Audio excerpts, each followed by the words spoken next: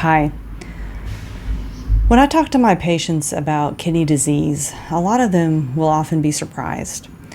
They can't believe that their kidneys aren't working very well, and they often cite that they've been drinking plenty of water and that they urinate. Most patients and people don't really understand all the numerous functions that our kidneys do. Hi. I'm Dr. Nazneen Jamal. I'm board certified in internal medicine and I practice as a hospitalist. My goal is to empower you, your family, and your friends to better understand basic medical concepts. So let's begin.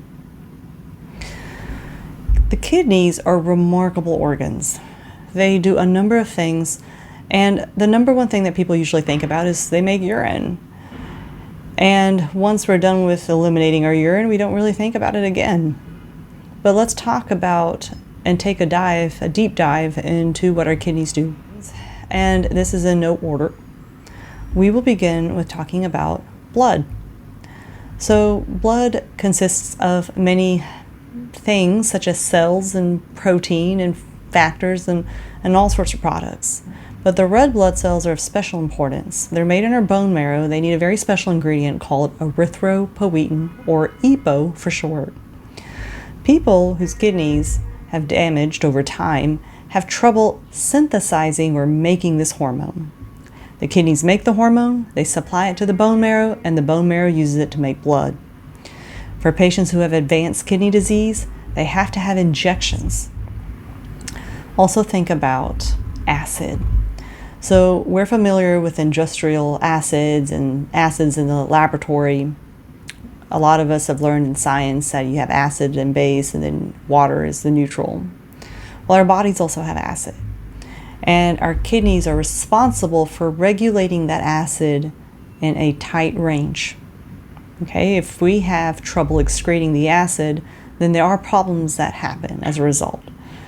So if the acid builds up from a number of complex series of actions, the kidneys will step in and try to eliminate that excess. Your lungs will also help out, but the primary drivers of this process are your kidneys. Let's think about water balance.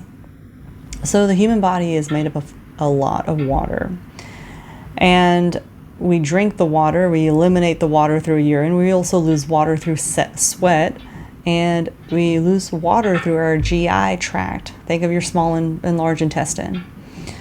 Well, a lot of that water is recycled and is kept for later use.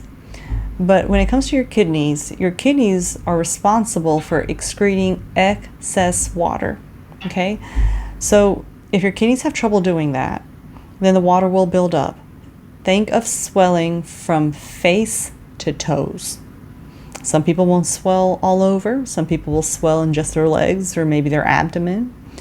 But the swelling can often be due to a problem internally, and kidneys are common. Although we can obtain vitamin D from our diet, a common source comes from the sun. Patients with darker skin pigment or limited sun exposure are at risk for vitamin D.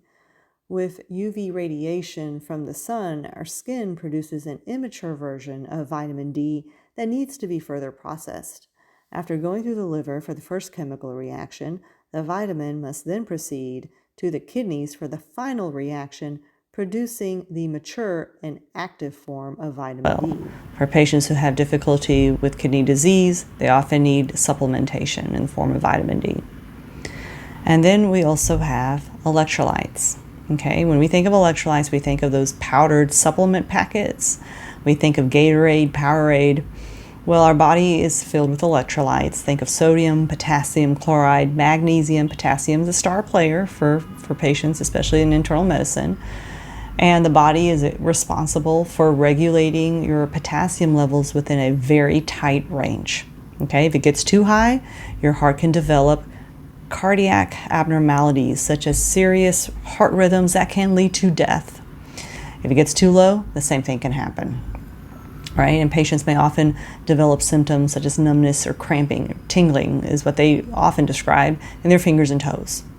So your kidneys are responsible for excreting excess potassium or holding on to it if there's not enough. Okay?